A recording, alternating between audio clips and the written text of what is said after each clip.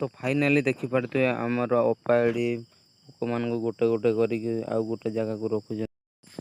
एपट गचर पत्र सब खाई सारी देते से अलग जगह आउ गोटे गछ को निजी से गोटे जगार रखा हो तोड़िकी।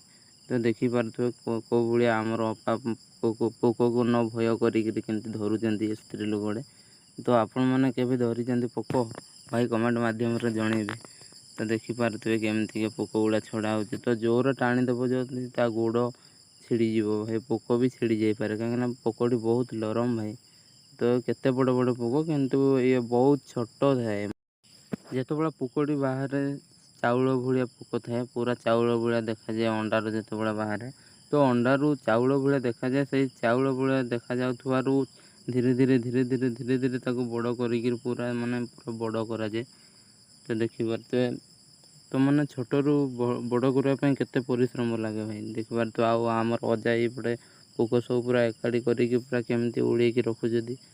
तो ये सब पोक पूरा चाष करा तो चाष कर बिक्री करा जदि आपण मैंने आपण गाँ पटे ये जदि पोक चाष हो तो भाई मैंने जापारे पोकर रेट केते। तो ये पोक मानकर रेट बहुत अधिक तो से आमर चाष करा तो देखिपे आउ एपटे आमर तो अजा लगी पोक को पूरा आ गोटे डाल को डगेबारे भाई ये पोक को चाष करने 4 मास लगे भाई। तो 4 मास जाके छोट पोकर बड़ करने को पड़े।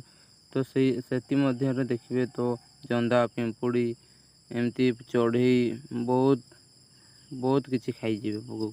तो से माने जगिक रहा पड़ो पुणी जंगल ये जिनस को चाष करा पड़ो जंगल तो आपण मैंने जापारे बहुत जिनस अच्छा चढ़ई अच्छा जंदा पिंपुड़ी भी अच्छा काई अच्छा तो खाईदे पोक को।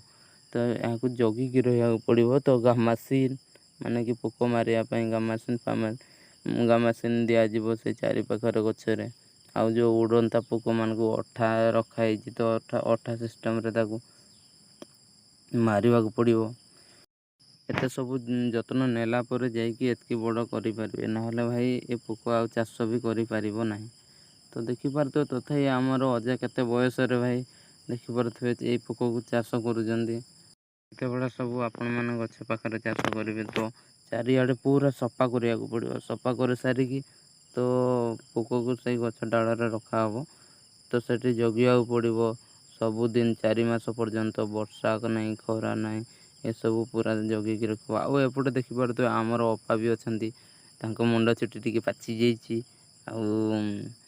एमती किसी ना भाई बहुत बढ़िया आम अपा भी देखिपे। आउ पोक तो 2 जण सब पोक को एकाठी कर पोक सब केमती एपट एपट हलुंट भाई एपट को जीवाई सेपट को जीवाई कहीं डाल नुहे से जो धरी अजा आमर से डाल ये गोटे डाल साइज डांगड़े।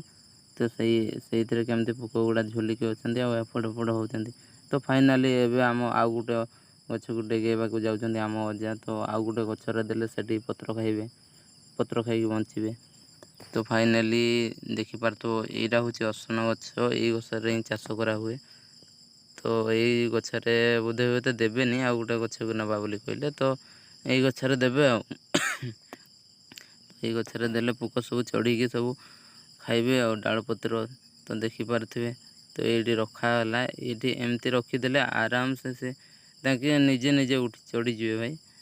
तो आराम से रखीदे गले आउ एपटे पुणी आउ गोटे धरी जोड़ा आम अपा धरते सेटा पुणी टाणिक ऊपर उड़े।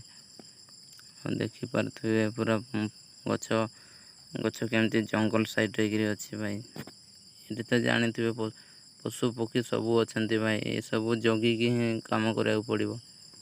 तो या पुणी आम अपा उड़ी देती गछ उपर देखिपे। तो फाइनाली कम सरीगला तो एवं धीरे धीरे निजे पोक सब चढ़ीजे गछ उपर को। तो गछ उपर पत्र सब खाई पुणी रे पुणी यहाँ जिते बड़ा डाल खाई सारे पुणी यू पुणी आउ अन्य जगह को डेगा हे। तो एमती करी भाई 4 मास पर्यंत करने को पड़ो। तो 4 मास पर भाई या तार गोटे बास तैयारी हे से बास को बिक्री कर। तो भाई मैंने बिक्री कर सारापर तो किसी पैसा मिली थाए। तो हो गला भाई देखिपे भाई ଦେଖିପାରୁଥିବ କେମିତି ପୋକ ଯାଉଛନ୍ତି ପୁରା ଧୀରେ ଧୀରେ ଆରାମସେ ଯାଉଛନ୍ତି। ତ ଦେଖିପାରୁଥିବ ଆଉ ଏପଟେ ସେ ଚୁପ୍ କିନି ଅଛି ଭାଇ, ଏ ଚାଲୁନାହିଁ। ତ ଦେଖିପାରୁଥିବ ଆଉ ଏପଟେ ପୁରା ତାଙ୍କ ଯିବା ପାଇଁ ରାସ୍ତା ମାନେ ଟହଳ ବିକଳ ହେଉଛନ୍ତି, ଖାଲି ଇଏ ଏପଟକୁ ସିଏ ସେପଟକୁ, ମାନେ କେତେ ଜୋରରେ ହଲୁଛନ୍ତି ପୋକ ସବୁ। ଇଏ ତ ଭାଇ ଆରାମସେ ଚାଲିଲା ଭାଇ, ତା ରାସ୍ତା ପାଇଯାଇଛି। ଆଉ ସେପଟେ 4-5 ଜଣ ଅଛନ୍ତି, କ'ଣ ମଜା ନା କ'ଣ କରୁଛନ୍ତି ଆଉ।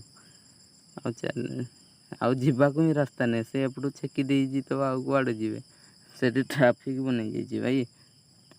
ତ ଦେଖିପାରୁଥିବେ ଚାଲିଲେ ପୋକମାନେ ପୁରା ଗଛ ପାଖକୁ। ତ ଏପଟେ ତ ସେ ପୁରା ଫାଷ୍ଟ ରେ ଭାଇ, ତୁମ ତ ପୁରା ଫାଷ୍ଟ हो गया। ତ ଫାଷ୍ଟ ହେଇଯାଇଛି ସେ ବର୍ତ୍ତମାନ ଉପରେ ପୁରା। ତ ଦେଖିପାରୁଥିବେ ଭାଇ, ଆଉ ଏପଟକୁ ତ ସେ ତାର ତଳେ ଯାଉଛି, ସେ ଡାଳରେ ପତ୍ର ଖାଇବ। ସେ ପତ୍ର ଖାଇ ସାରିଲା ପରେ ପୁଣି ଉପରକୁ ପଡ଼ିବ।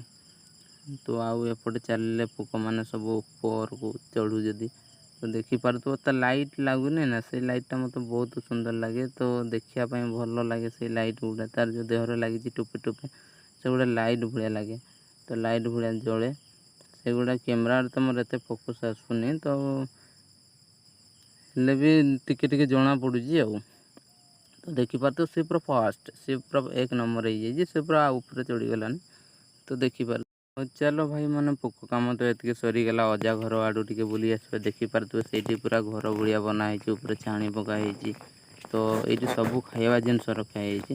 ତ ଦେଖିପାରୁଥିବେ ବୋଟଲରେ ସବୁ ଡବାରେ ପାଣି ଅଛି, ଆଉ ସେଠି ଗୋଟେ ଗରିଆ ଅଛି, ସେଠି ଗୋଟେ ହାଣ୍ଡି ଛୋଟ ଗୋଟେ ଡେକ୍ଚି ଗୋଟେ, ମାନେ ଛୋଟ ହାଣ୍ଡି ଗୋଟେ ବସିଛି, ଯେଉଁଟା ଭାତ ରୋଷେଇ କରିକି ଚଳିବେ। ଆଉ ଏପଟେ ବେଲା ତାଟିଆ ସବୁ ରଖାହେଇଛି ଭାଇ, ଦେଖିପାରୁଥିବେ। ତ ଏଇଠି ଭାଇ ଯେତେବେଳେ ଥକିଯିବେ ଆମ ଅଜା, ତ ଏଇ ଜାଗାରେ ଶୁଅନ୍ତି। ତ ଏଇ ଜାଗାରେ ରେଷ୍ଟ କରନ୍ତି। ତ ରେଷ୍ଟ କରିସାରିଲା ପରେ ପୁଣି ଆଉଥରେ ପୋକ କାମ କରନ୍ତି। ତ ଦେଖିପାରୁଥିବେ କେମିତିକା ପୁରା କାଠ ପକାଇକି ରଖାହେଇଛି। ଆଉ ଏପଟେ ତ ତାର ଚୁଲା ବଇଛି ଆଉ ଏପଟେ ପୁରା ଚାରିଆଡ଼େ ସଫା ହେଇଯାଇଛି। ତ ଫାଇନାଲି ମୋ ଭିଡ଼ିଓଟିକୁ ଏଇଠି ରଖିଦେଉଛି ଭାଇମାନେ। ଜୟ ଜଗନ୍ନାଥ।